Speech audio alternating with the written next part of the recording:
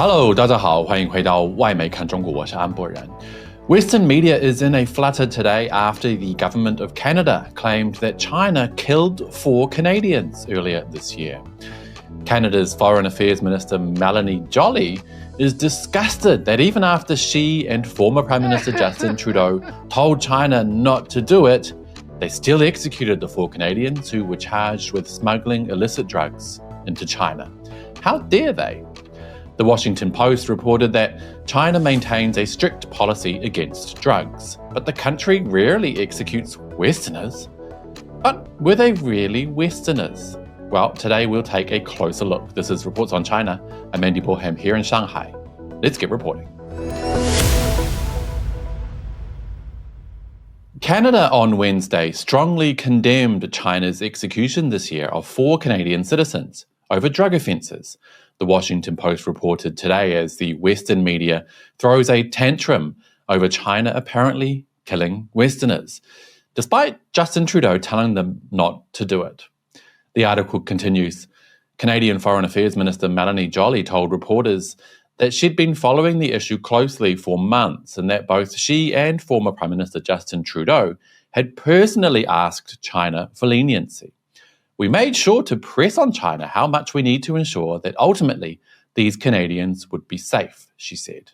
The Post then mentions China's tough stance on illicit drugs. China maintains a strict policy against drugs, with punishments of at least a 15-year sentence, life imprisonment, or death for the charges of smuggling or manufacturing more than 50 grams of heroin or methylaniline or large quantities of any other narcotic. But the country rarely executes Westerners. And that last part is quite true. Let's watch a short clip from CTV News Vancouver. While China executes more people than any other country in the world, it is rare for them to do this with foreigners. So this is a deeply troubling development. Former diplomat Michael Kovrig spent more than 1,000 days locked up in China. The Chinese government is mindful of international perceptions of it. It does care how other countries view it. So to take this step is frankly demonstrating what kind of China it wants the world to see. Now, that last man, Michael Kovrig, was one of the so-called 2 Michaels, a Canadian diplomat who was held in prison in China under espionage charges. He was released just hours after Canada released Huawei's Ming Wanzhou. What Michael and the woman interviewed before him tried to suggest there is that China has somehow made a change in its policy of executing foreigners on death row, and that now it wants to be seen as tougher by carrying out the death penalty on Westerners in Chinese prisons. But you guessed it, that is not true. The 4 executed earlier this year for smuggling drugs into China were actually Chinese citizens who also held Canadian passports. Some Canadian media have briefly mentioned the 4 were dual citizens, which means they hold citizenship in 2 countries. Obviously, one is Canada and the other is China. But here's the thing. China does not recognize dual citizenship of Chinese nationals. If, for example, a Chinese person wants to become a Canadian or an American or a New Zealander, they need to first renounce their Chinese citizenship, and their Chinese passport and other documents will need to be destroyed. It's one or the other. You need to choose. But what has most likely happened here is that the 4 who were executed all illegally held Canadian passports as well as Chinese passports and used those Chinese passports when smuggling drugs into China. In that case, and according to Chinese law, they are Chinese and nothing else.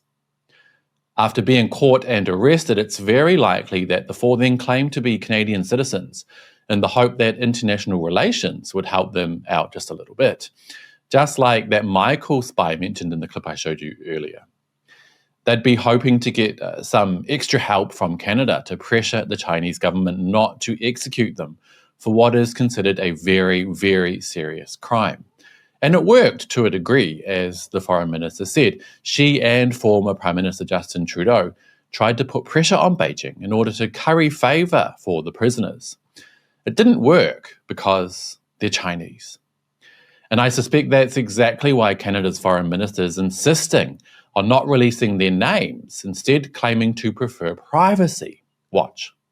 Penny, have we heard anything from the families of those 4 Canadians? No, and Minister Joly was adamant that she preserve their privacy. The families have asked us not to give any details, and they want us to make sure ultimately that we are protecting their privacy. Now, the families may well have asked for privacy, but that wouldn't normally mean that the Canadian government would agree not to release their names. I suspect it's actually because she knows full well that Canadians won't feel anywhere near as angry about China executing 4 Chinese. And then she'll lose her opportunity to frame this story as the evil Chinese government killing poor Canadians. Now, can you imagine her pleading for sympathy from the public in Canada if she read the names out and they were Zhang Linghui and Huang Fengjing? It just wouldn't work, would it?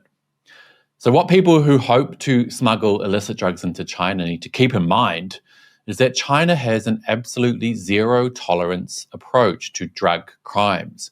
One of the many reasons why Chinese streets today are among the safest in the world. And it's important to keep recent history in mind as well when it comes to that stance.